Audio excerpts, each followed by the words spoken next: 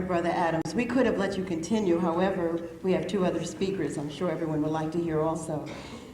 You really are a balanced scientist. Wow. Intellectual, spiritual, philosophical, and he has provided us with the holistic framework in order to look at learning and how we can begin to dialogue and critique that learning. Thank you very much.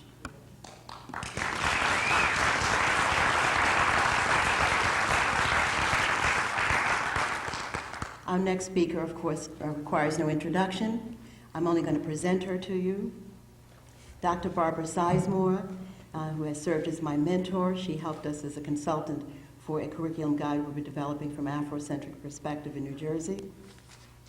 She has taken up the challenge that was presented to us last night by some of the speakers, who spoke not only of the need to develop an Afrocentric curriculum in schools, but how do you begin to have an impact on the political processes to make sure those curricula are adopted and accepted in the school system.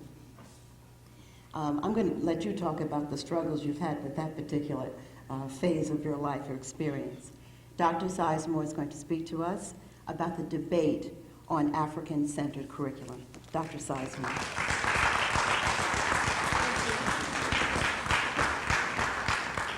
Thank you very much. Sister Shashi, is now 10:55.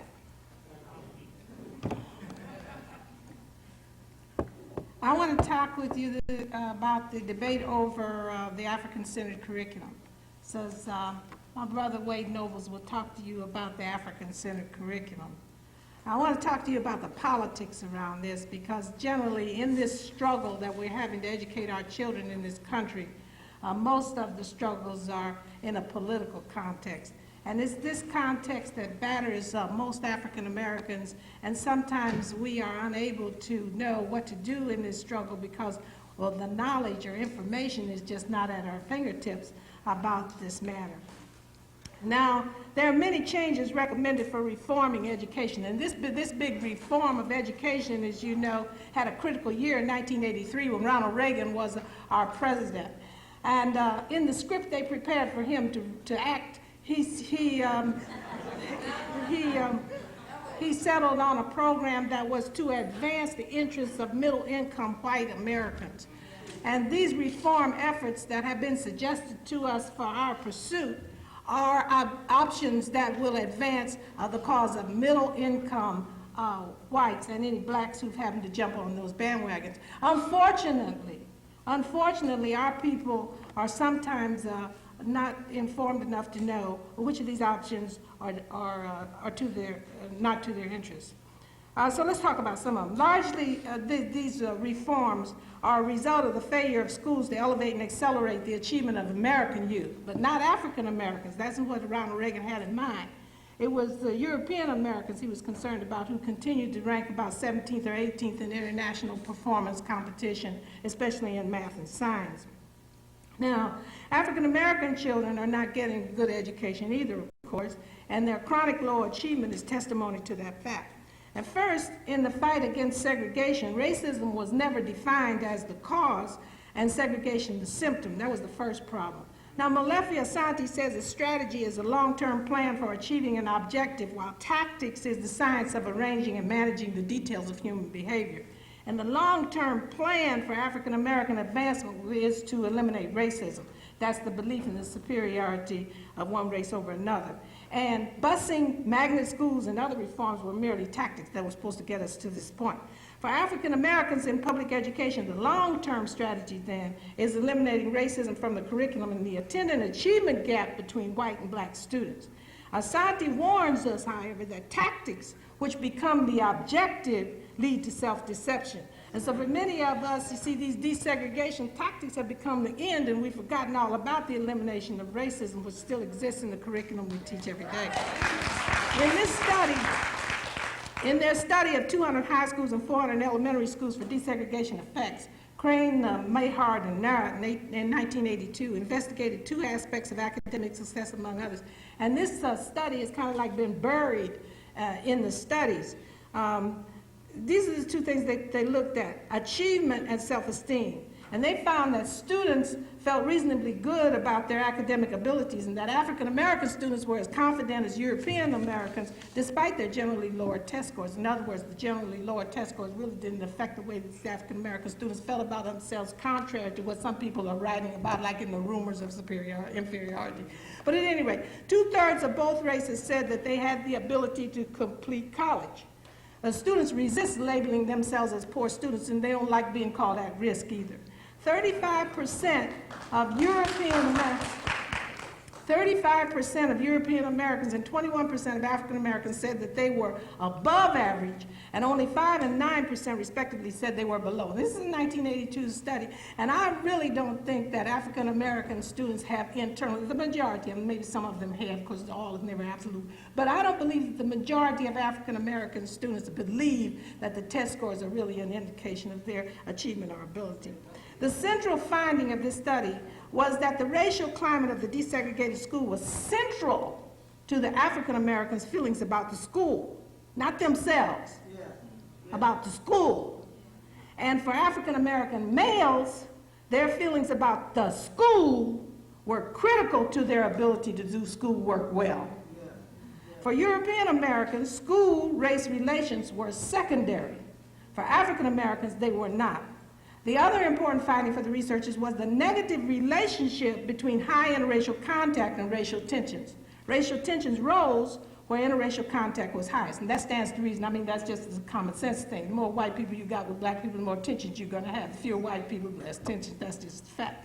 Significantly, they also found that African American students in predominantly African American high schools had higher academic self-esteem than others, which is what Jacqueline Fleming found out in her study of black college students. Even the European Americans in predominantly African American schools had higher self-esteem. And you see why this report got lost? Researchers suspect that African American schools often make a special effort to provide a good school experience for their European American student minorities, and that this explains the higher test scores of European Americans in predominantly African American schools. But the high European American withdrawal from these schools makes it hazardous. So even though these white kids learn better in the black schools, they still leave because they're just racist. You see? And that's something that's very real that we have to deal with. Desegregation is not going to cure racism. You have to do something else. You have to do something else with these people besides mix up with them. In any of these schools where achievement is high for African American students, the principal is the key factor and can cause a change in behavior before attitude change occurs. So you don't have to change people's attitudes to get them to teach African American children, right? You just change the structure. For one thing, if they'd get fired if they didn't do it, that'd be a help. While the investigators argue that school behavior can be changed without challenging belief systems, another approach is to hire more African American and liberal teachers to change teacher behavior. And I'm glad they had liberal in there because we've got an increasingly larger number of conservative African Americans who are enough to make you vomit. Importantly, the investigators also found that human relations workshops, courses, and materials useful in promoting behavioral change and also minority history were useful, but not as a course. Right? They recommended the integration of minority history into the regular curriculum. This was 1982, folks, and these people who did this study were white. You see why I got lost? Michael J. Barrett in the November 1990 Atlantic Monthly makes the case for more schools to improve American student achievement. In a comparison with 12th grade students internationally, the United States ranked 12th among 15 nations, with Hong Kong, Japan, Finland, England, Sweden, Israel, New Zealand, Flemish Belgium, Ontario, Scotland, British Columbia, and Hungary ahead of the United States in advanced algebra, functions, calculus, and geometry. Observers have noted that Americans place more emphasis on differences in innate ability, while others place more emphasis on effort.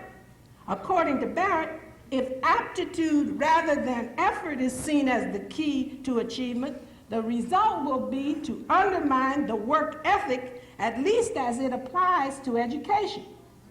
What's more, Barrett notes that American parents are contented or satisfied with their students' education even though they are failing in comparison with youngsters internationally. Strangely enough, African American parents rate the schools higher than white parents, and the schools treat us worse. All right?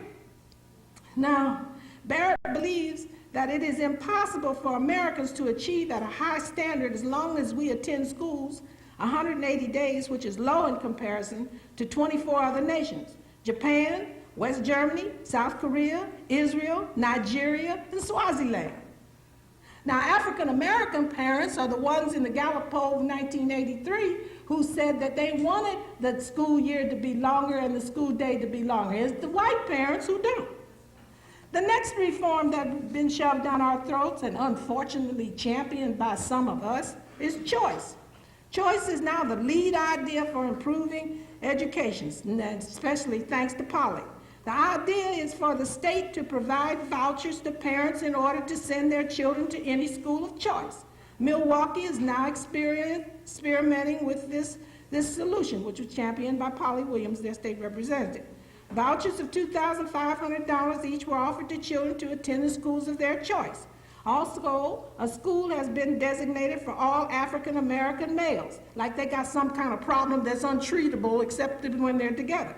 Choice advocates believe in the infallibility of the free market. They think that competition will provide the incentives for improving the quality of education.